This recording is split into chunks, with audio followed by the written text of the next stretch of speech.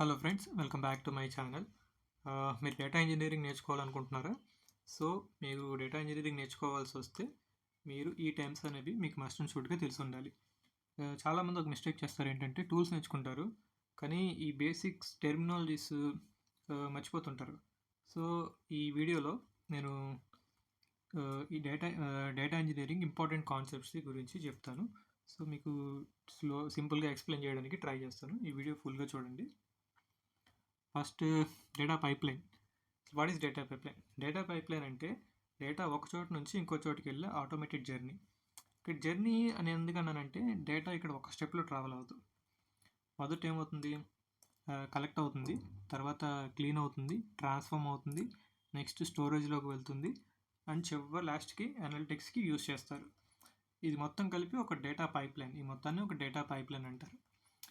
And why it matters? ఎందుకు matter అంటే ఇది మాన్యువల్గా డేటా హ్యాండిల్ చేస్తే హ్యూమన్ ఎర్రర్స్ ఎక్కువగా ఉంటాయి. సో పైప్లైన్ ఆటోమేషన్ వల్ల ఫాస్ట్ రిలయబుల్ ప్రాసెసింగ్ జరుగుతుంది.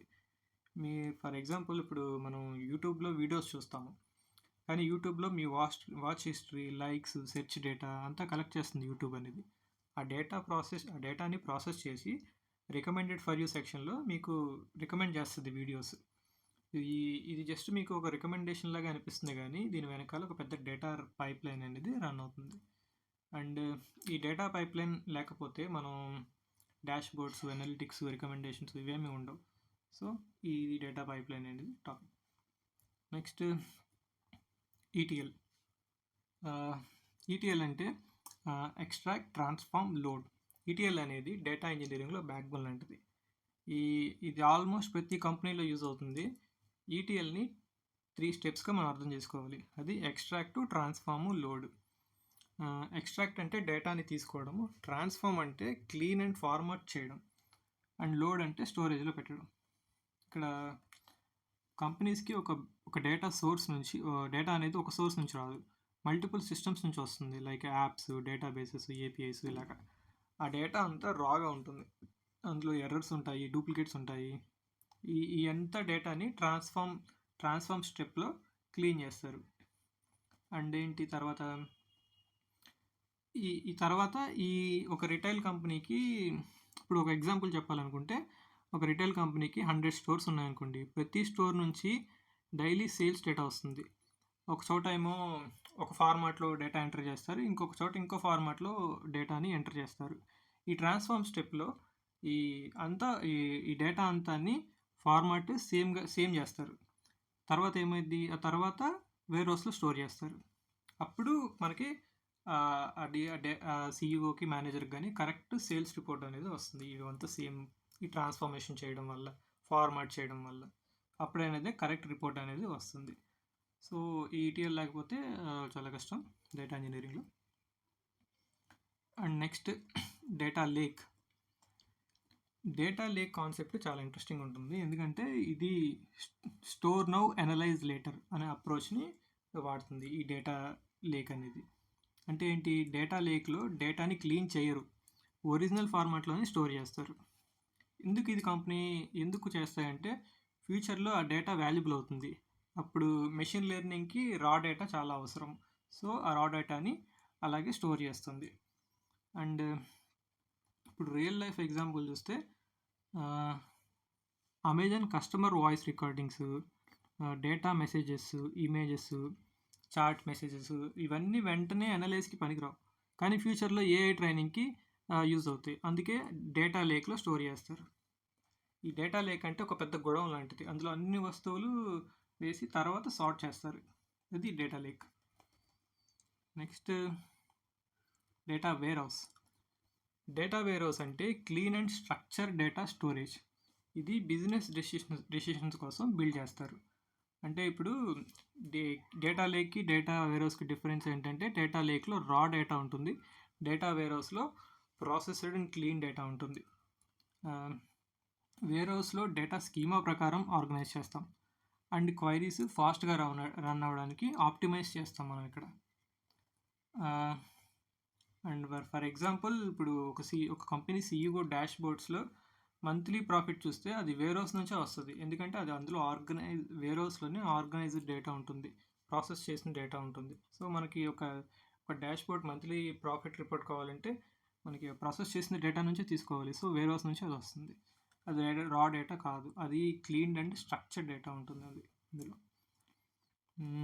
Wear house is for analysis and lake is for storage. Data lake is for storage and data warehouse for analysis. And data governance. ఈ data governance అంటే డేటాకి డిసిప్లిన్‌కి పెట్టడం. అంటే ఏంటి, ఇప్పుడు rules లేకపోతే డేటా అనేది మిస్‌యూజ్ అవుతుంది. సో, గవర్నెన్స్ ఏం చేస్తదంటే డిసైడ్ చేస్తది. ఎవరు డేటా చూడాలి, ఎవరు ఎడిట్ చేయాలి, ఎవరు ఎలా సెక్యూర్ చేయాలి మనం. అండ్ ఇది డేటా గవర్నెన్స్ అనేది. ఇది ఎందుకు ఇంపార్టెంట్ అంటే డేటా గవర్నెన్స్ అనేది డేటా లీక్స్ అవుతాయి. డేటా లీక్స్ వల్ల కంపెనీస్‌కి చాలా క్రోర్స్‌లో లాస్ వస్తుంది. సో, ఈ డేటా లీక్ అవ్వకుండా ఉండడానికి కోసం ఈ డేటా గవర్నెన్స్ అనేది ఇంపార్టెంట్. ఇప్పుడు ఫర్ ఎగ్జాంపుల్ తీసుకుంటే, ఇప్పుడు బ్యాంకులో మన డీటెయిల్స్ ఉంటాయి. ఇవన్నీ అందరు ఎంప్లాయీస్‌కి కనిపించవు. ఓన్లీ ఆథరైజ్డ్ పీపుల్‌కే ఈ యాక్సెస్ అనేది ఉంటుంది. సో, ఇక్కడ మనం డేటా గవర్నెన్స్ వాడతారు. అండ్ ఇది data governance. And next data quality. Data quality అంటే డేటా ఎంత ట్రస్ట్ వర్తీగా ఉందో ఉండడాన్ని డేటా క్వాలిటీ అంటారు. చెక్ చేస్తారు డేటా క్వాలిటీ. ఇప్పుడు గుడ్ క్వాలిటీ డేటా లేకపోతే బిజినెస్ డెసిషన్స్ తప్పు అవుతాయి. లైక్ ఎలా ఉండాలి డేటా అంటే యాక్యురసీ, కంప్లీట్నెస్, కన్సిస్టెన్సీ. ఇవి డిఫైన్స్ ద క్వాలిటీ. ఒక క్వాలిటీని డిసైడ్ చేయాలంటే ఈ 3 ఉండాలి. యాక్యురసీ, కంప్లీట్నెస్, కన్సిస్టెన్సీ ఉండాలి. అండ్ రియల్ లైఫ్ ఎగ్జాంపుల్లో ఇప్పుడు ఒక డెలివరీ యాప్లో మీరు అడ్రస్ రాంగ్ పెడితే ఆర్డర్ తప్పు ప్లేస్కి వెళ్తుంది కదా. సో, ఇలాగా ఈ డేటా అనేది క్వాలిటీగా ఉండాలి. మనం ఇప్పుడు ఒక గుడ్ డెసిషన్ తీసుకోవాలంటే ఒక గుడ్ క్వాలిటీ ఆఫ్ డేటా ఉండాలి. ఒక బ్యాడ్ డెసిషన్ వచ్చిందంటే అది బ్యాడ్ క్వాలిటీ ఆఫ్ డేటా అని అర్థం. Next data cleansing. Data cleansing అంటే డర్టీ డేటాని క్లీన్ చేయడం. డేటాలో కామన్ ప్రాబ్లమ్స్ ఉంటాయి. అవి ఏంటి, duplicates, missing values, wrong formats. ఇవి ఫిక్స్ చేయడమే డేటా క్లెన్సింగ్ అనేది. ఫర్ ఎగ్జాంపుల్ తీసుకుంటే, ఇప్పుడు ఒక కస్టమర్ 5 టైమ్స్ రిజిస్టర్ అయితే 5 రికార్డ్స్ క్రియేట్ అవుతాయి. అనలిటిక్స్లో అది 5 కస్టమర్స్కి చూపిస్తుంది. సో, ఇది రాంగ్ ఇన్సైట్స్కి వస్తాయి. క్లెన్జింగ్ చేసి డూప్లికేట్స్ని రిమూవ్ చేస్తారు. ఇక్కడ దీన్ని డేటా క్లెన్జింగ్ అంటారు. ఇప్పుడు ఈ డేటా క్లెన్జింగ్ లేకుండా అనాలిసిస్ చేయడం అంటే అదొక డర్టీ గ్లాస్తో చూడడం అన్నట్టే. ఫర్ ఎగ్జాంపుల్ అంటే క్లాసెస్కు డిఫరెంట్ టైప్స్ ఆఫ్ ఉంటాయి. ఒకేసారి 4-5 సార్లు ఇస్తే డూప్లికేట్ డేటా ఎక్కువ వస్తాయి. ఇవంతా రిమూవ్ చేయడాన్ని డేటా క్లెన్జింగ్ అంటారు. And data modelling.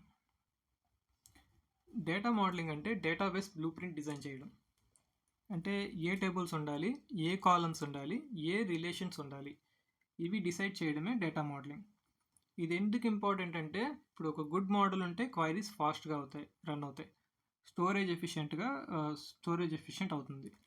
ఇప్పుడు ఎగ్జాంపుల్ తీసుకుంటే, ఇప్పుడు ఈ-కామర్స్ సైట్లో customer table, orders table, payment table, ఇవి రిలేషన్స్తో కనెక్ట్ అవుతాయి. ఇప్పుడు రాంగ్ మోడల్ చేస్తే సిస్టమ్ అనేది స్లో అవుతుంది, క్వైరీస్ కూడా చాలా స్లోగా రన్ అవుతాయి. సో, డేటా మోడలింగ్ అనేది important. And next data integration.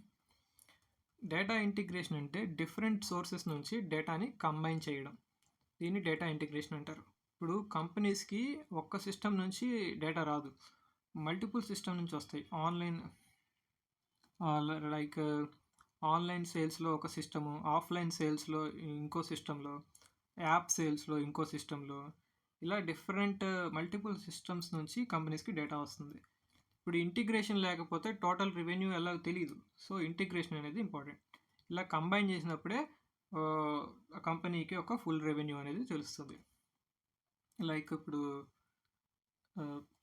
ఇలాగా. And next data orchestration. Data orchestration అంటే పైప్ లైన్స్కి మేనేజర్ లాంటిది. ఇప్పుడు ఆర్కెస్ట్రేట్ చేయడం. లైక్ ఇది వర్క్ ఫ్లోస్ని కంట్రోల్ చేస్తుంది. అంటే చెప్పిది అది ఏ జాబ్ ముందు రన్ అవ్వాలి, ఏది తర్వాత రన్ అవ్వాలి, ఏది ఫెయిల్ అయితే అలర్ట్ పంపాలి. దీన్ని ఇలా ఆర్కెస్ట్రేట్ చేస్తుంది. ఇది ఆర్కెస్ట్రేషన్ ఈ డేటా ఆర్కెస్ట్రేషన్ అనేది ఇలా డేటాని ఆర్కెస్ట్రేట్ చేస్తుంది. అండ్ ఇప్పుడు ఫర్ ఎగ్జాంపుల్ ఒక ఎగ్జాంపుల్ తీసుకుంటే నైట్ 1కి ఎక్స్ట్రాక్షను, 1 AM ఎక్స్ట్రాక్షను, 2 AMకి ట్రాన్స్ఫర్మేషన్, 3 AMకి లోడింగ్కి చేయాలి. ఇది మాన్యువల్గా అవ్వదు. సో ఆర్కెస్ట్రేషన్ యూజ్ చేసి ఆ టైంకి ఎక్స్ట్రాక్షను, ట్రాన్స్ఫర్మేషను, లోడింగ్ అనేది జరిగేలాగా ఆటోమేటిక్గా జరిగేలాగా చేస్తారు. ఏది ఫస్ట్ రన్ అవ్వాలి, ఏది సెకండ్ రన్ అవ్వాలి, ఇలాగా. ఫర్ ఎగ్జాంపుల్ ఈ ఆర్కెస్ట్రేషన్ టూల్స్ వచ్చేసి ఎగ్జాంపుల్గా అపాచీ ఎయిర్ఫ్లో ఒకటి orchestration tool, and AWS step functions use చేసుకొని కూడా డేటాని ఆర్కెస్ట్రేట్ చేస్తారు. And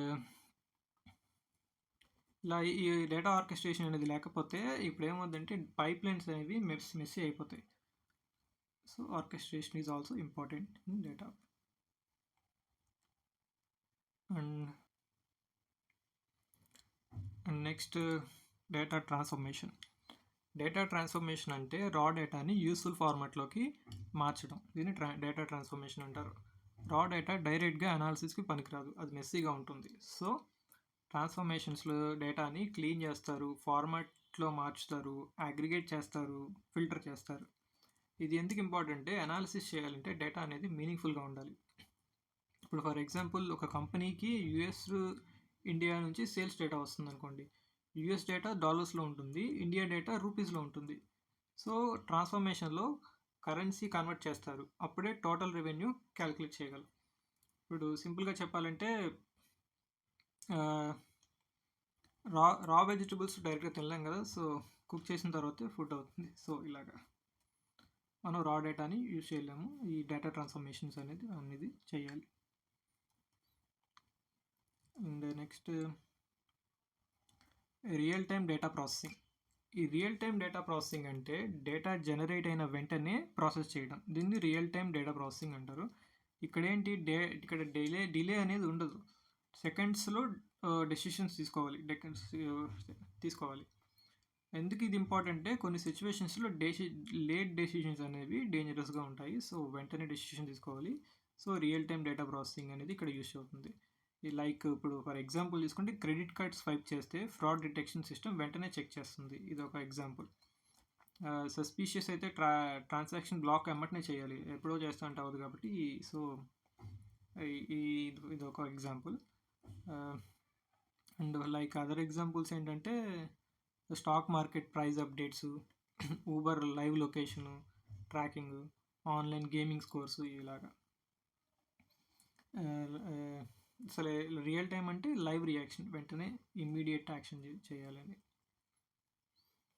and next batch processing. Batch processing అంటే లార్జ్ డేటాని షెడ్యూల్డ్గా ప్రాసెస్ చేయడం. ఇన్స్టెంట్గా అవసరం లేని డేటాకి యూస్ చేస్తారు.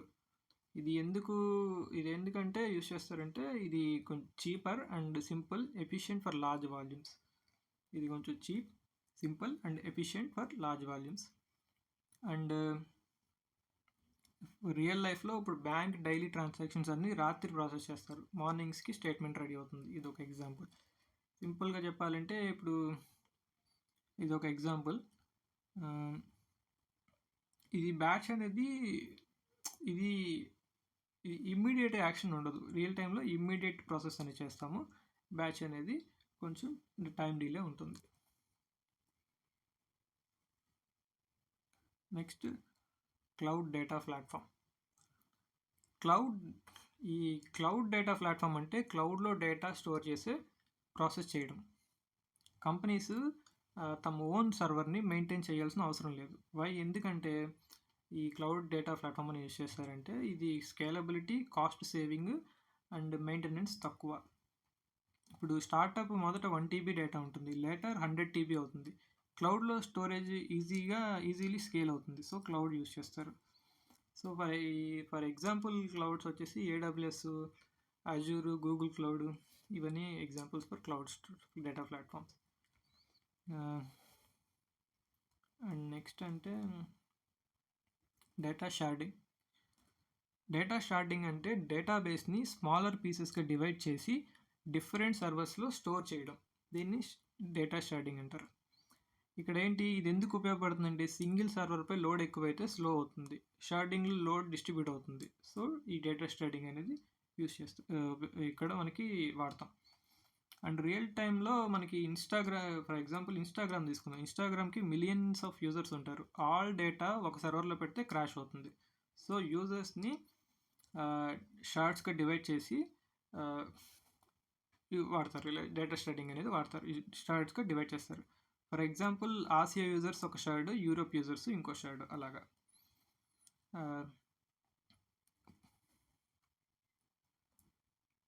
And next data partitioning. Data partitioning అంటే ఒక పెద్ద టేబుల్ని లాజికల్గా డివైడ్ చేయడం. షార్డింగ్, పార్టిషనింగ్ కన్ఫ్యూజ్ అవుతారు చాలామంది. డిఫరెన్స్ అంటే షార్డింగ్ అంటే మల్టిపుల్ సర్వర్స్, పార్టిషనింగ్ అంటే సేమ్ డేటాబేస్లో లాజికల్ డివైడ్. ఈ రెండింటికి డిఫరెన్స్ ఇది. ఫర్ ఎగ్జాంపుల్ ఇప్పుడు సేల్స్ టేబుల్లో 10 years డేటా ఉంది, క్వైరీ స్లో అవుతుంది. ఇప్పుడు ఇయర్ వైజ్ పార్టిషన్ చేస్తే 2023 డేటా మాత్రమే స్కాన్ అవుతుంది. దీనివల్ల మనకి ఏమవుతుంది, ఫాస్ట్ రిజల్ట్స్ వస్తాయి. And next data source. ఈ డేటా సోర్స్ అంటే డేటా ఎక్కడి నుంచి వస్తుందో అదే data source. Like every pipeline starting point ఇదే. ఎగ్జాంపుల్ ఏంటంటే ఇప్పుడు mobile apps, websites, APIs, databases, IoT devices, that are the data sources, examples for data sources. And ఇప్పుడు రియల్ టైమ్ ఎగ్జాంపుల్ ఏంటంటే ఇప్పుడు జొమాటోకి డేటా సోర్స్ అనేది user app, restaurant systems, delivery partner app, ఇలా ఉంటాయి. All these feed data into pipelines. ఇవన్నీ పైప్లైన్స్కి data feed చేస్తాయి. Source లేకుండా పైప్లైన్ అనేది ఉండదు. సో డేటా సోర్స్ అనేది ఇలా ఉంటుంది. నెక్స్ట్ డేటా స్కీమా అంటే డేటా స్ట్రక్చర్ బ్లూ ప్రింట్. డేటాబేస్లో డేటా ఎలా ఆర్గనైజ్ అయ్యిందో డిఫైన్ చేస్తుంది ఈ డేటా స్కీమా అనేది. డేటా స్కీమాలో ఏం చేస్తుంది అంటే ఇది tables, columns, data types, relationships వీటిని డిఫైన్ చేస్తుంది. ఇది ఎందుకు ఇంపార్టెంట్, కన్సిస్టెన్సీ మెయింటైన్ అవుతుంది ఇలా డేటా స్కీమా యూస్ చేయడం వల్ల. అండ్ ఇప్పుడు ఎగ్జాంపుల్ ఏంటంటే ఒక కస్టమర్ టేబుల్లో తీసుకుంటే ఐడి అనేది నంబరు, నేము టెక్స్ట్, ఈమెయిల్ టెక్స్ట్, ఇలా రాంగ్ స్కీమా అయితే డేటా ఎర్రర్స్ వస్తాయి. ఇప్పుడు డేటా స్కీమా అనేది పర్ఫెక్ట్గా ఉండాలి, రాంగ్ స్కీమాస్ ఉండకూడదు. రాంగ్ స్కీమా ఉంటే డేటా ఎర్రర్స్ అనేవి వస్తాయి. And next data warehouse automation. ఈ డేటా వేర్హౌస్ ఆటోమేషన్ అంటే వేర్హౌస్ బిల్డ్ అండ్ మెయింటెనెన్స్ని ఆటోమేట్ చేయడం. మాన్యువల్గా బిల్డ్ చేస్తే టైం ఎక్కువ పడుతుంది, సో ఆటోమేషన్ టూల్స్ ఫాస్ట్గా చేస్తాయి. So why companies use this automation, data warehouse automation అంటే ఇది టైం సేవింగ్, లెస్ ఎర్రర్స్ ఉంటాయి, స్టాండర్డైజేషన్ ఉంటుంది. అండ్ రియల్ లైఫ్ ఎగ్జాంపుల్స్కి వస్తే న్యూ డేటా సోర్స్ యాడ్ చేస్తే టూల్ ఆటోమేటికల్గా పైప్లైన్ క్రియేట్ చేస్తుంది. అండ్ ఇంజనీర్కి ఇది మాన్యువల్ కోడింగ్ అవసరం తక్కువగా ఉంటుంది, చేయాల్సిన అవసరం లేదు.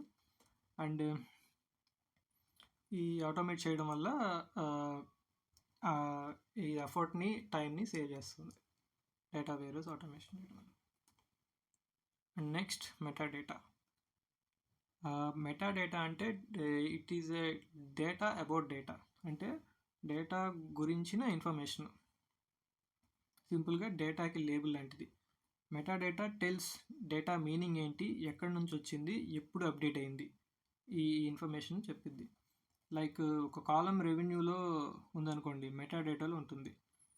Like currency equal to UST, like ఇది ఎప్పుడు అప్డేట్ అయింది, ఎటువంటి డేటా విత్ టైప్, ఏ టైప్లో, ఆ డేటా యొక్క డేటా టైప్ ఏంటి, టేబుల్ డిస్క్రిప్షను, ఫీల్డ్ నేమ్స్, ఈ డేటా గురించి ఇన్ఫర్మేషన్ని చెప్తుంది ఈ మెటాడేటా అనేది. సో ఇది ఒక లేబుల్ లాంటిది. ఇప్పుడు లైబ్రరీలో ఒక బుక్స్కి లేబుల్ ఎలా ఉంటుందో ఈ మెటాడేటా కూడా అలాంటిది.